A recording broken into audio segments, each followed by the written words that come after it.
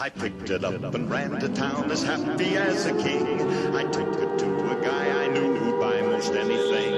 But this is what he hollered at me as I walked in his shop. Everybody, listen carefully. The Martians are coming this way. We must evacuate the city. Take food and water and extra clothing with you.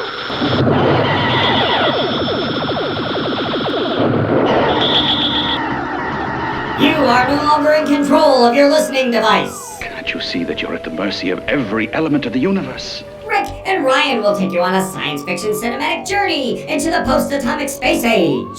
We're not going to cooperate with these monsters. We found a flying saucer. Just a minute, ladies and gentlemen. I think something is happening. A chronological deep dive into the past. Holy cow. Here already! You're next! Put on your magnetic boots. Let's go. And strap yourselves in for your ride with...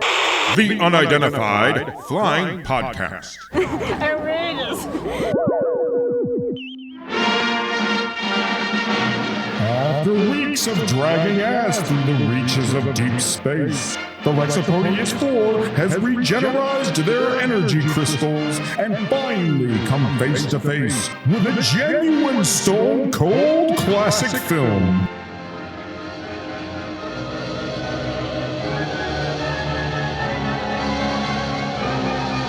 The Thing from Another World, also known as The Thing. Which they had to retitle it. They retitled it From Another World because I guess there was a famous song at the time called The Thing. Great. Anyway. Directed by Christian Nyby. Nyby. Nyby? Is it Nyby? It is. Okay. Yeah, Christian Nyby. I don't know how to pronounce it. But It is. I don't know how to pronounce it, but it is. Well, it is directed by him. No, that's what... Never mind. Directed by Christian Nyby. Screenplay by Charles Lederer, with uncredited contributions from Howard Hawks and Ben Hecht, based on the 1938 novella Who Goes There by John W. Campbell Jr., starring Margaret Sheridan, Kenneth Tobey, Robert Cornthwaite, and Douglas Spencer. The Thing from Another World tells the story of a bunch of people freezing their ass off in Anchorage, Alaska, and a reporter shows up for no reason because he heard there might be a story, but never mind. Okay, I'm trying to think. All of a sudden, like, what is this actually about? No. Well, Scientists The Thing from Another World is... Scientists in Anchorage, Alaska discover a crashed flying saucer. And when they attempt to unearth the saucer from the ice, they end up blowing it up. And in the explosion, discover a frozen humanoid creature.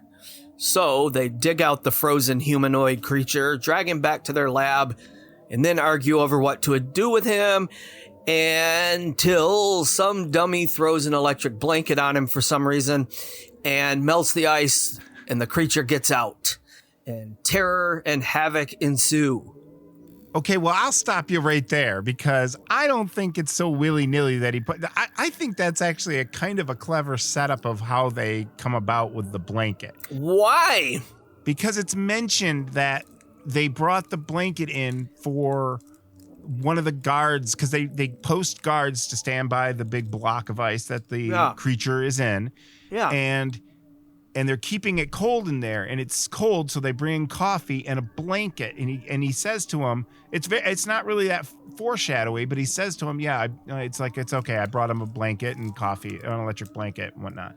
So what it is that the guy who's guarding it is looking, because as the ice is like clearing up a little from the snow on it and all that, they're able to see the creature's face, and its eyes are open, and it's freaking him out. So the other guy who takes over for the shift, it kind of gets freaked out, and he's like, ugh. So he grabs the blanket, throws it over it to cover it, but he doesn't realize that there's a cord going out, and it's plugged in because it's the electric blanket they brought the other guy. So I think that's kind of a clever, or at least an okay setup. It's not like he did it for, who knows why. I'm just saying. That's all I'm saying. Really? I don't agree with you, but Why are you eating during the podcast? because I thought you were still going to talk. I was trying to sneak one in before you finished, but you finished. He's eating a Fat Boy ice cream sandwich in honor of the icy Okay, so this is what I disagree with you on, though. It's the only time in the script I feel like it's lazy writing. Like, I just don't buy that they'd be that stupid to not, when he picks it up, to not know it's an electric blanket and then throw it on ice. Okay, like, it's I get it that he's like, oh, I'm scared, I'm gonna cover up his face, but I don't know, that to me seemed like a lazy. Although I don't know, I haven't read the novella. Sure, we have it's to have a based movie, on. though. So, have you read the novella? No, I was going to, and I didn't have a time to. No, that's fine. I just wonder if the electric blanket's in the novella, because then if it is, then I it's don't know. it's canon, and I'm stupid. But if any of this sounds familiar, The Thing from Another World, it's because it was remade into a very famous, became famous over the course of time, movie by John Carpenter from 1982 with Kurt Russell. And I'm that nerd that when someone says, man, I watched The Thing the other day, and I'm like, the original? And they go, yeah. And then they're talking about that one, and I'm like, no, that's the remake. But this is the original film from 1951. Any of the subsequent movies based on the source material, who goes there? The main difference, of course, is it's a shapeshifter that assumes the shape of, can be your friend, your brother, and I think it can multiply and whatnot. And the only thing it really does is that it's vegetable based. And I knew this when I was a kid. I remember just everyone, the giant carrot man, or whatever. Yeah. Everyone always said that as a kid, but he was an evil super carrot. Yeah, and it does kind of have like replicating capabilities in a sense that, like, if a piece of it gets cut off, it's still kind of alive and trying to reattach itself to it or something. I can't remember it doesn't grow into another thing. It just but it's seeds. It has seeds. Yeah, it's not necessarily seeds, but it has seed-like things that come out, and then they because they harvest itself. Well, they harvest the seeds from the arm. Is what I'm trying to say, and then they grow them into these little alien plants that kind of beat like a heart, but like it's kind of cool because they stick a stethoscope to one at one point, and they hear it sounds like a baby crying or a cat mewing. Yeah, so really it cool. definitely can like replicate itself because it's a vegetable. So it has seeds that grow more things, regrow itself. Yeah, but I think calling it a giant carrot is funny. Yeah, giant carrot man. If you're a fan of the remake, the Kurt Russell version, don't poo-poo this one, because this one is really good. It's got the Howard Hawks touch, and that's a bit of controversy in itself with Howard Hawks, very famous director. He produced it, and it kind of has a little bit of kind of foreshadowing the Steven Spielberg, Tobe Hooper controversy with Poltergeist on who really directed it. Some people claim Hawks directed it, but Christian Nyby, his quote actually about when asked about it is like, did Hawks direct it? That's one of the most inane and ridiculous questions I've ever heard, and people keep asking. This is a man I studied and wanted to be like. You would certainly emulate and copy the master you're sitting under, which I did. Anyway, if you're taking painting lessons from Rembrandt, you don't take the brush out of the master's hands. That was his answer. And I can understand that Sure. standpoint. Because it does have Hawks' fingerprints all over it. Well, and something I like is as far as Hawks' contribution was it's something that Robert Altman would make absolutely famous years later, is he encouraged his actors to talk over each other and to cut each other off mid-sentence. And it's really noticeable in this movie because it came from like screwball comedies that Hawks did, but in this, for this kind of movie, I feel like it just comes alive in a way that a lot of these movies don't. And it's because the characters they're more naturalistic. They're fun. They feel real. Yeah. Like there's funny moments in it, but not like haha funny like jokes, but like just funny moments that happen out of having very well drawn characters. Yeah. They kind of pick at each other and make fun of each other and jib and jab at each other. And they feel lived in. Like you feel like as soon as you meet them, you feel like, yeah, okay, these people have known each other forever. There's no forced camaraderie. There's no forced banter. The dialogue is so good in this movie. It just almost at times feels like you're eavesdropping. What do you hear from the general, Scotty? Oh, your General Fogarty's nursing his secrets like a June bride. You know, I got an idea. There's a guy in Seattle who knows a whole radar defense story. Loves to talk. General McLaren. Now, you tell General Fogarty you want to go to Seattle, and Pat and I'll fly you there. I met General McLaren, too. It's warm in Seattle. They got girls there. Without fur pants on. What about it, Captain? That could be right. You'll never be able to shoo our captain southward with his heart wrapped around the North Pole. That'll do, Mr. McPherson. What's going on at the North Pole? Some scientists are holding a convention up there. Looking for polar bear tails. Ever hear of Dr. Carrington? The fellow who was at Bikini? The same. Well, they're holding about 2,000 miles north of here, a whole bunch. Botanists, physicists, Including a electronic... pinup girl. Very interesting type, too. Very. Captain Henry can give you any data you want on sure. her. Ken, you probably shouldn't have said that. You know how to After I read Now, that. look. Someday I hope to have a navigator and a co-pilot or at least drive behind the ears. Oh, Captain. It's exactly what Robert Altman would become famous for doing. MASH, especially. The Player does that. Shortcuts. A lot of it. I mean, most of his movies have that. And it's, it either frustrates the hell out of you or you just get in the vibe and enjoy it. I've learned to enjoy it over the years. Yeah. Certain actors have a hard time with it, with doing it. But one of the things that I like about the movie too is what can be so stale in some of these 50s movies is the love plot. But the love plot in this is so fresh and it's so their banter is so good. It just feels normal. It just feels like they don't. It's they like have the a second, history. It's like, they have a history, but they don't really go into the history. You just sense the history flashes from the chemistry. I think Dr. Carrington wants to see you. Dr. Carrington's going to have to wait. I want to talk to you. What It was about? a downright dirty trick you played on me. Now, Pat, don't lose your temper. Why did you do it? Just tell me why. Well, your legs aren't very pretty, and You I have didn't... to write it on a note and put it on my chest. Other people got up before I did. I'm sorry, Pat, At least I really 6 didn't people mean... read that note before I woke up. Now the whole Air Force is laughing at me. Not so loud, they'll hear They you. probably already heard. The only place it hasn't been is on a billboard. Ooh, I didn't know you had such a nasty temper. Now, Pat, just careful. Now, take it easy. Now, wait a minute. We had a lot of fun when you were up here. And then when you asked me down to Anchorage, you deliberately fed me a lot of... Tell me something. Did you really drink all those drinks? Mm-hmm. You didn't throw any away or anything? Not a one? No. Holy cat. The two actors do a great job just delivering that. So I agree with you because I'm the first usually to pinpoint exactly how much I detest the romantic subplots in these movies. That's why I thought of bringing that up, is because you really aren't into those kinds of subplots. Ugh. I mean, and not like I am either all the time, but no, this one, it really totally works. I would even say there's a slight kink factor to it.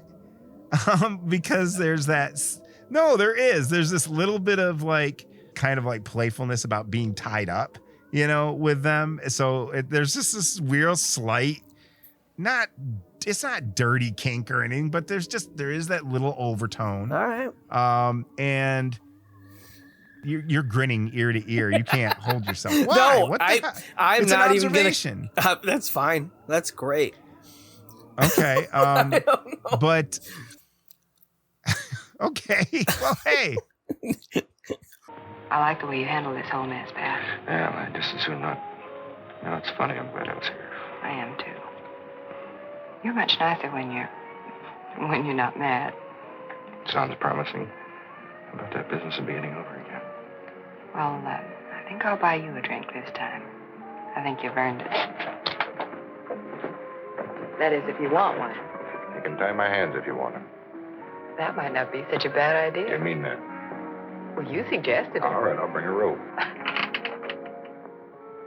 I really like their relationship quite a bit. And Ken Tobey is so good in the movie, just as being the guy in charge, but he's not like uber sure of himself. He's not like such a hard ass. He's very vulnerable and like very down to earth with his subordinates. Yeah. You know, and they all kind of poke fun at each other. I like the one part where Scotty, the news reporter, is like watching him and he's shaving and he's like, "What are you doing that for? You'll never look pretty to me," or something like that, you know? Yeah.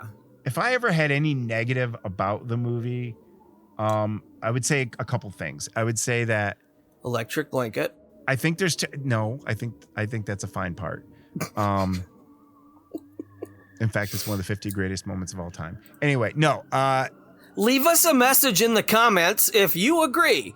Electric Blanket? No electric blanket. Perfect foreshadowing or not? I think so. But anyway, if there was anything that I find maybe that detracts from the movie is I think there's a few too many characters. Yeah. Like there's another woman in the movie the entire time. Yeah. And you only see her like once or twice and she doesn't really do anything.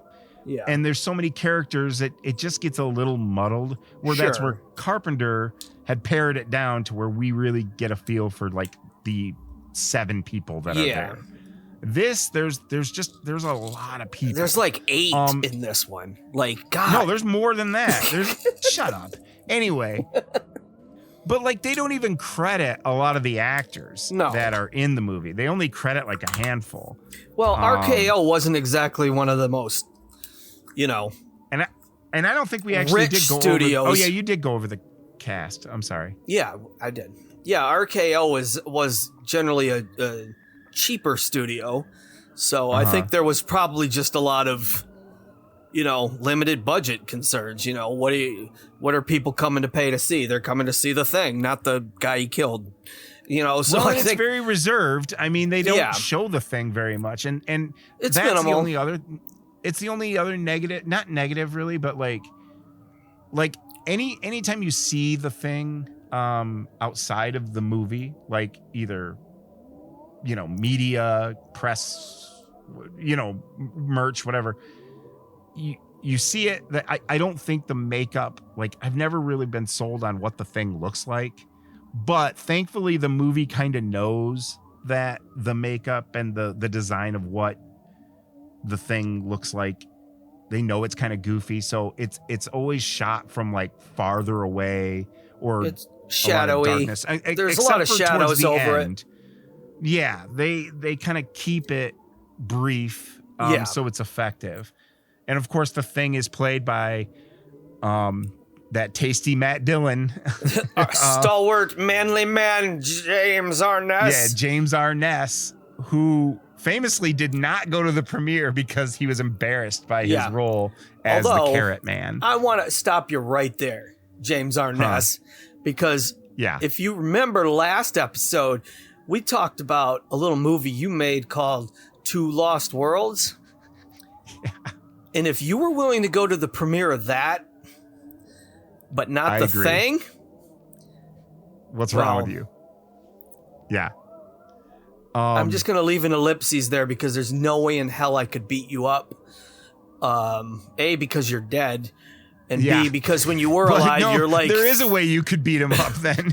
No, because when he was alive, he was like he's like 3 times as tall as me, so I'm not going to fight. Probably not anymore because he's shriveled as I he's, just said when corpse. he was alive. Anyway. So, James Arness, you have nothing to be embarrassed about. The creature is great. Movie. I love it. I love his makeup. I love all about it. I do agree with you though that they do the right thing in being minimal with it and covering it with shadow, and that's fine. But I still love the makeup. But there are some iconic, totally iconic. What I usually call the alien's entry moment. You know, that first shot of the alien. You know, how good is it? Some movies, it's kind of like, whoa, was that the alien? I missed it because it's, you know, Like, you hardly ever get to see the Saucermen and Invasion of the Saucermen, and that's why you go. You want to see those fucking Brussels sprouts heads in the spare, that you see on the poster, but you don't get to that much in the movie. Whereas, like, this one has just a great intro, not just a quick flash of a flashlight, and and then what I'm getting at is the scene where they make use of its minimalism, where they hear him outside the barracks, and so they turn off the lights, and the thing rips open the door, and the way it's framed is just, I'm gonna say, is probably in the top 20 most iconic shots of this era. Yeah, where they set it on fire. Well, that's that scene. 1.8. Come on, push buttons. 1.9. The needles hit the top.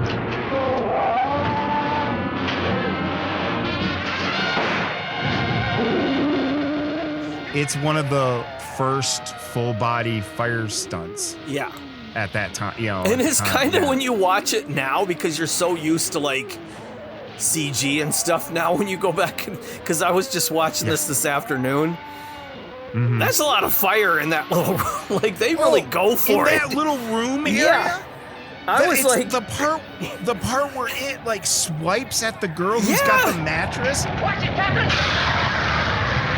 As it tears part of the mattress out, it's bursting into flames. Yeah. Yeah. For a second, I was like, wait a minute, is that chick on fire? Yeah, if you've never seen it before, this is one of the great pyro moments. It's really good in a movie, because they just the whole there's set no comes on this fire. Is all practical, so it's just like and it's whoosh. like the real actors there. Yeah, and it's like, holy crap, there's fire everywhere. Yeah, no, it's fantastic. So much can be said about this movie, and has been, to be fair, and has been.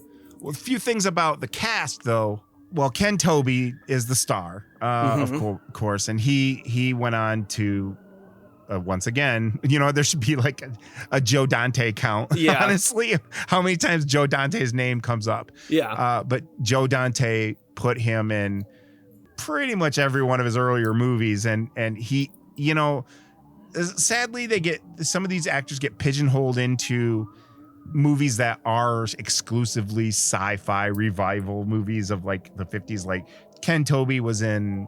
There was a movie called Strange Invaders. Yeah. That's kind of a send up of 50s science fiction and the early 80s. But I think if you're a Joe Dante fan, like his most like memorable as far as in his movies is he's the guy that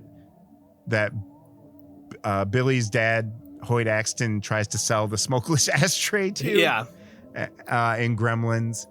But he's just got a great Hollywood face, just a real character actor from back then. And of course he did the rounds on, just tons of. Well, we were talking about Inner television Space and whatnot. Inner Space. So I wanted to bring up, because Kenneth Tobey has a great cameo in this movie. Is that the person you were talking about? Yeah. And it's, if you've seen Inner Space, it's the scene where him and Martin Short are in the men's room. And he thinks Martin Short's talking to his dick. Oh, that's right. I haven't seen that in a while. Oh, no, you didn't do so bad. She's a tough cookie. Yeah, well, she's a beautiful tough cookie. You're a lucky guy. What's that supposed to mean? Nothing. I hate this. Why can't we just tell her the truth? She might even believe us. No. Besides, it's humiliating being this small. What's so bad about being small? I mean, you're not going to be small forever. Play with it, pal. Don't talk to it. Who was that? Never mind. I like when like Joe Dante does that is if you're gonna cast these, older stars in it, give them a memorable line or scene, because don't just waste them. And he's great at doing that, because he's always finds some clever way, I think, of working in like a cameo that's at least worth doing. Some of the other actors in it, the man who played Dr. Carrington, and that's the doctor, of course, that he's not really a douche, but he's the doctor who, he doesn't see dollar signs, but he's no, you can't do this, because we at one point he says something about like, we owe it to, The human mankind mind. to give our lives. He says knowledge for this. is more important than life. Yeah, than and our he's lives. ready to Yeah. sacrifice the entire base. He even tells him that none of us deserve to live. Yeah, And- none of us. Yeah, so he's a little crazy. He kind of looks like a cult leader. Or an ex-Nazi. Like he's got some weird, And he's- yes, the Third Reich was great to me. And now Yeah. I'm an American and I work here. And Well, so does the guy who plays Scotty. Scotty's got a very great that kind of look too. But no, the actor that played Dr. Carrington was Robert Cornthwaite. I don't know if I'm saying that correctly, but he went on to do a lot of movies. He'll probably come up a few times, but in the podcasts, future episodes. But like he was in War of the Worlds. He's in the sequel to Westworld, Future World. He was in Whatever Happened to Baby Jane.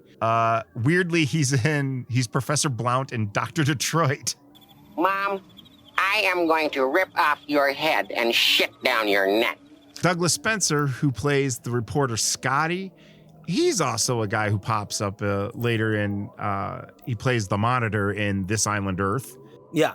And the funny guy in the movie, I mean, it's not like he's jokey, but he'll kind of say the character's name is Mac. That actor went on to be, which I found weird, he was the minister in So I Married an Axe Murderer.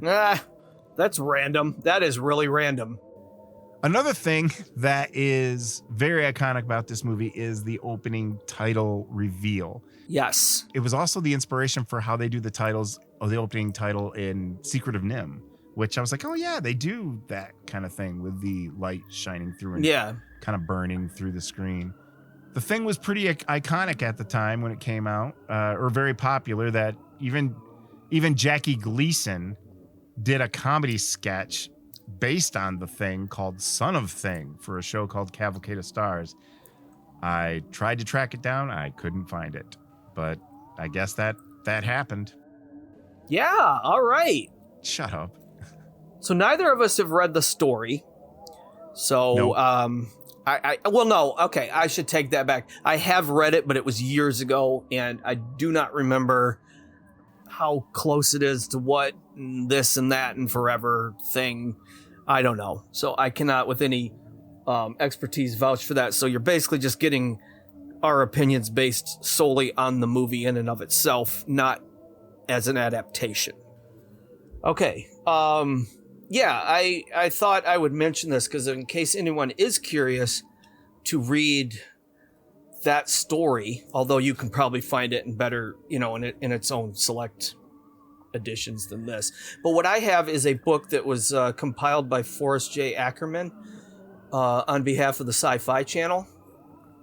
This was, I think, in the late 90s. Yeah, late 90s. And what it is a collection. It's called Science Fiction Classics, the stories that morphed into movies.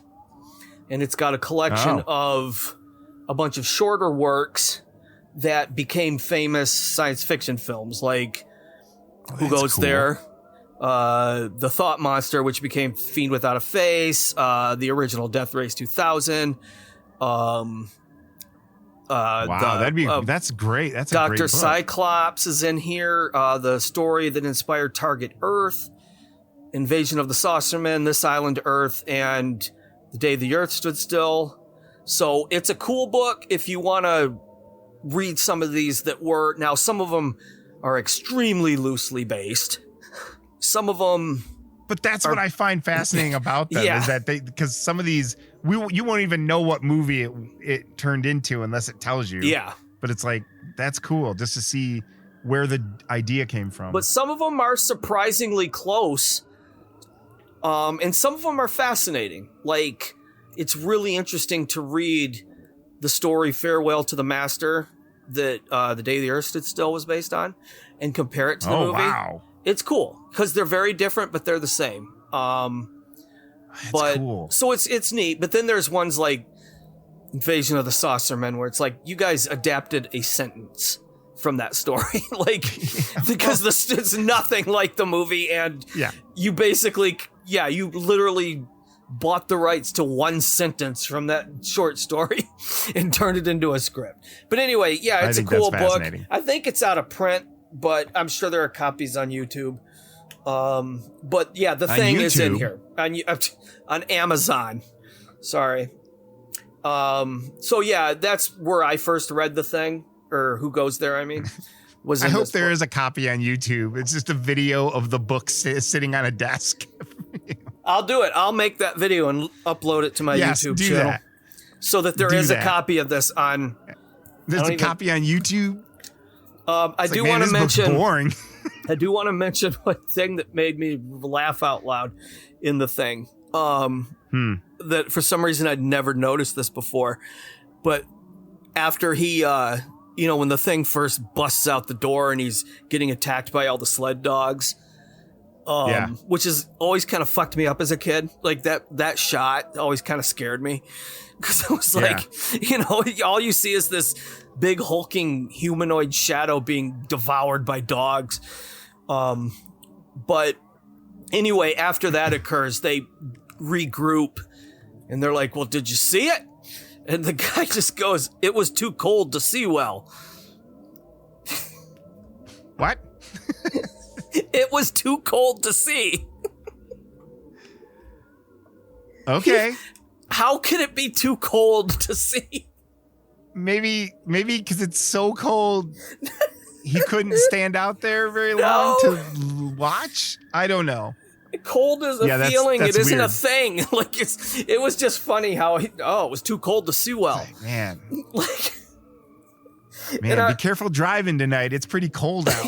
No, through the rest of the movie, I kept thinking, like, what happened to my cold? Did somebody grab my cold? Yeah. Where'd you get all that cold? And they're just like, yeah. Oh, I was laughing. Me and the person I was watching it with thought that was funny. That's funny. And there's also a funny scene where the professor literally tells his secretary to make a note of his note. That part got me like, here, make a note of my note. And she does. It's just, make note of my note. Yes, we spread out and try to determine the size and shape. Right. Spread out, everybody. We're going to try to figure out the shape of this thing. Here are the tools, sir. We were talking about in the first episode about the 1947 flying saucer craze, and they bring that up in this movie because they go, oh, gentlemen, we discovered a flying saucer. Holy cat. Hey. It's almost... Yeah. Almost a perfect... It is. It's round. We finally got one. We found a flying saucer. And another guy he's talking about, well, I don't know, gentlemen, I'm reading this. This is from the Army official office, and they say they gave up their investigation of flying saucers because most of them were proven to be hoaxes. And so it was kind of interesting to see them commenting on that. We're kind of used to that now where the movie is sort of, what do you call that, meta? These things don't actually exist, but we're the movie where they do. So this is kind of the first movie of its type for that, where they say, hey, we've debunked UFOs. Come on, we know that. Yeah. But, because you've still got an hour of the movie left. So it's like, oh, so all those other ones were fake, but this one. It acknowledges that these things have happened in our world as far as like a hysteria. Yeah. It grounds it in reality. And it's got a couple other slight meta moments too, where, they're handing the one guy a gun and it's like, hey, can you shoot that thing? And he goes, oh yeah. Cause he goes, I saw Sergeant York do it. And he like licks the barrel and whatnot of the gun. And that's a shout out to Howard Hawks' movie, Sergeant York. Yeah. And then another one that's kind of like, it's interesting and it's kind of like a throwaway is when they're all scared and waiting at the end, for the thing to come through so they can electrocute it. Scotty, the reporter, says he brings up the fact that, like, have you ever got a picture of something like this? And he brings up like that he was at this execution of these two people And that was like a real case at the time. Yep. He goes, did you get a picture of it? And he goes, no, but this one guy did. And he gets cut off and he never finishes the story, but it's because that there was a guy who snuck into the execution with a camera hidden around his ankle and got this picture, like one of the first images of like this famous like couple that were executed. It was in a the electric woman. chair. It was a woman. It was Oh, the it was wife. a woman? Okay. Yeah. I don't want to get into it. I know exactly what you're talking about, but we don't need to get into all but that. that's a call out to that. So that's like something that was in the news. So have you ever it just seen has that photo? Flavor. I don't know. Actually, Yeah, I have. It's kind of spooky. They even kind of crack a joke at the expense of Oppenheimer a little bit. Like they kind of make a thing. Oppenheimer. Yeah, sorry. They kind of make a crack at Oppenheimer at one point because they kind of teasing we exploded the atom bomb and or something and.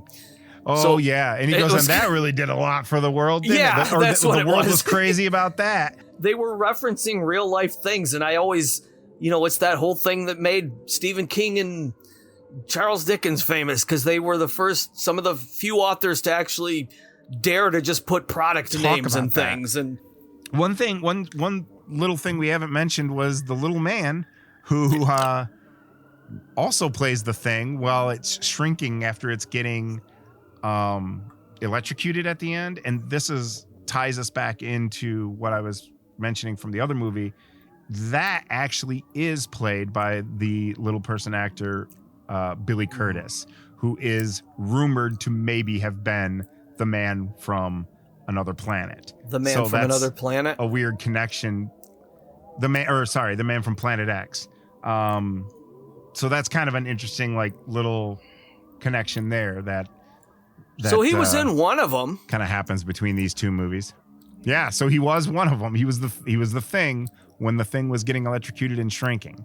So Billy Curtis, he may have been both of our villains tonight. We don't know.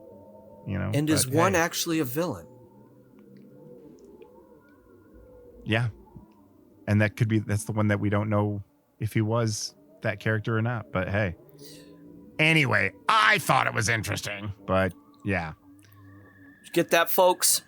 Oh, one other quick thing, another tie is that Robert Cornthwaite, who plays Dr. Carrington, who was on all that stuff like Baby Jane and Dr. Detroit, he also had a role as Dr. Flankton in the movie within a movie Mant that Joe Dante did for Matinee. So these two movies kind of tie in a little bit together. So it's kind of interesting. Nice little Mant crossover there. Yeah. Goddamn. So, any awards, Ryan? Yeah, I was just about to let you know that this movie, The Thing from Another World, has not... Or, hold on. The film... The Thing from Another World was not nominated for anything that year. However, it may have been granted the highest honor of all. In 2001, it was inducted into the National Film Registry as an official protected work by the United States government. Awesome. So it's down there with Night of the Living Dead and Texas Chainsaw Massacre and Freaks and I like Toy the idea Story. that there's little cells or there's little rooms with the film canister sitting in, and then there's two armed guards. There's a documentary about it. There's a documentary about it. It's not too far from the truth. But keep in mind, that's awesome. Our government is actually protecting, for eternity, a copy of Pink Flamingos. So just keep that in mind, folks, that makes you feel good to be an American. The Thing from Another World is an official protected piece of cinematic heritage, according to the National Film Registry, which is obviously, if you have ever read about them, they select a few movies each year, and then they get a copy of them and all the existing original prints and everything of it, and they seal it away in a vault so that if the world is ever destroyed by nuclear missiles, these are what will survive of our cinematic We've heritage. got pink flamingos. They do it. I'm not the most patriotic guy in the world, but like whenever I see pink flamingos, I salute. But, I mean, they do this with other stuff. They also induct songs, books, not the National Film Registry, obviously, but part of the Library of Congress is, like there's Prince songs protected next to the national anthem. Weird. And then they've got books, and then they've got albums. Anything they... Do you think I like big butts protected? No, but anything they deem of... What about Die Another Day? Is that movie protected, anything Ryan? they deem of cultural significance is put away in there. So the thing is in there. So I think So Die Another Day is protected. So if anything, I think that's the highest award because... Yeah. Why not? I mean, what... Next to being genocided into how much space. higher can you get than you're preserved for all time? So fuck the Oscars, fuck the Golden Globes. So that means at the end of Terminator 3, when they were in that bunker, at the end of Terminator 3, they probably had a copy of Pink Flamingos down there. Wherever this stuff's buried, it's secret. No, it's not. You can actually go there. But yeah, so I just think that's pretty cool. That I personally consider probably the highest honor because, I mean, come on. So, yeah, but that's it. No, nothing. No major awards. However, as far as I'm concerned, I give it a solid 4 stars. Really? Yep. I think it's. You're not just going 4.5? No. You're not going 5? What's the drawback? Just some of the, like, I feel like it could have been longer. And I don't know. I think it was, there are a lot of like extraneous characters and little things that don't really add up to much. That's why I give it 4.5. Real quick, I did miss 2 people I wanted to mention that were in it. These are just throwaway moments, but some of the roles that aren't credited is George Fenneman. It plays one of the many crew people there, or scientists or whatever. George Fenneman, of course, was the announcer for Groucho Marx with You Bet Your Life. And the other person that I'm shocked isn't credited, because he's in it a lot. And if you know his voice and know what he looks like, you see him a lot, and he's all over the movie. But it's Paul Frees, the amazing voice actor extraordinaire Paul Frees, who famously is like, Boris Bananoff on Rocky and Bullwinkle. He's the voice of the Haunted Mansion. And he did voices for the Beatles cartoon. He's just a very prolific voice actor, and you'd know it if you heard it. He's even in War of the Worlds. He plays a bit part as a reporter in that. His voice is just unmistakable, and he's all over the movie. So it's very surprising he didn't get a credit, but that's the breaks. Well, cool. And now, before giving you the details of the battle, I bring you a warning. Every one of you listening to my voice, tell the world, tell this to everybody wherever they are. Watch the skies everywhere. Keep looking. Keep watching the skies.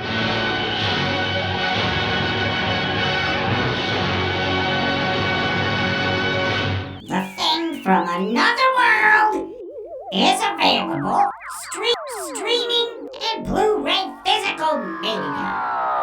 Orange pepper rubber with a tasty beat. Drink Dr. Pepper, Dr. Pepper, 'cause it never lets you down. Frosty, man. Frosty. This is Rick, and on behalf of the crew of the Lexaproteus 4, I just wanted to say thank you. The importance of you listening to our show is of extraordinary magnitude. So please like, share, talk about it to your friends, post a comment, anything you would normally do on social medias. You have our gratitude. If you write a review, we'll read it on the air.